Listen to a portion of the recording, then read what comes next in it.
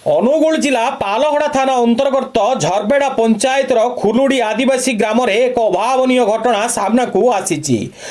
ଜଙ୍ଗଲୀ ଫୁଲକୁ ରୋଷେଇ କରି ଖାଇ ଗୋଟିଏ ପରିବାରର ମା ଓ ଶିଶୁଙ୍କ ସମେତ 7 ଜଣ ଗୁରୁତର ଅସୁସ୍ଥ ହୋଇ ପାଲହଡ଼ା ଉପଖଣ୍ଡ ଚିକିତ୍ସାଳୟରେ ଚିକିତ୍ସା ହେଉଥିବା ଦେଖିବାକୁ ମିଳିଛି। ଅସୁସ୍ଥମାନଙ୍କୁ ଗତକାଲି ସନ୍ଧ୍ୟାରେ ପାଲହଡ଼ା ଡାକ୍ତରଖାନାରେ ଭର୍ତ୍ତି କରାଯାଇଥିଲା।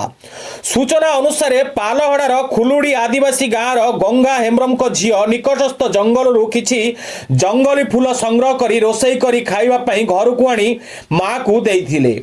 ଖାଇବା ପରେ ପରିବାରର ସମସ୍ତେ ଅସୁସ୍ଥ ହେବାରୁ ତାଙ୍କୁ ତୁରନ୍ତ ପାଲହଡ଼ା ମେଡିକାଲକୁ ନେଇଥିଲେ। ଡାକ୍ତର ତାଙ୍କୁ ଚିକିତ୍ସା କରିବା ପରେ ସ୍ୱାସ୍ଥ୍ୟ ଅବସ୍ଥା ସ୍ୱାଭାବିକ ହୋଇଥିଲା। ତେବେ ଅସୁସ୍ଥମାନେ ଅତ୍ୟଧିକ ଗରିବ ପରିବାର ହୋଇଥିବାରୁ ଏମାନେ ଗାଁ ନିକଟସ୍ଥ ଜଙ୍ଗଲରୁ ଜଙ୍ଗଲୀ ଫୁଲ ଫଳମୂଳ ସବୁଦିନ ସଂଗ୍ରହ କରି ଖାଇଥାନ୍ତି। ଆଜି ମଧ୍ୟ ଜଙ୍ଗଲୀ ଫୁଲକୁ ରୋଷେଇ କରି ମା ହୀରାମଣି ନିଜେ ଖାଇବା ସହିତ ନିଜ 6 ଛୁଆଙ୍କୁ ଖାଇବାକୁ ଦେଇଥିଲେ। ଏହି ଜଙ୍ଗଲୀ ଫୁଲ ଅଧିକ ବିଷାକ୍ତ ହୋଇଥିବାରୁ ମା ହୀରାମଣିଙ୍କ ସମେତ ଶିଶୁ ରୋହିତ ହେମ୍ବ୍ରମ, ବାଦଲ ହେମ୍ବ୍ରମ ଓ ଝିଅ କ୍ଷୀରଦିନୀ, ସୋନାଲି ହେମ୍ବ୍ରମ, ସୁଭଦ୍ରା ହେମ୍ବ୍ରମ, ହୀରାମଣି ହେମ୍ବ୍ରମ ସମସ୍ତେ ଏକା ସାଙ୍ଗରେ ଗୁରୁତର ଅସୁସ୍ଥ ହୋଇପଡ଼ିଥିଲେ।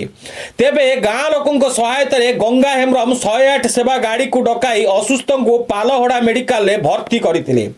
କାର୍ଯ୍ୟରତ ଡାକ୍ତର ଦିଲ୍ଲୀପ କୁମାର ଭୋଇ ସମସ୍ତ ଅସୁସ୍ଥମାନଙ୍କୁ ଚିକିତ୍ସା ଆରମ୍ଭ କରିଥିଲେ।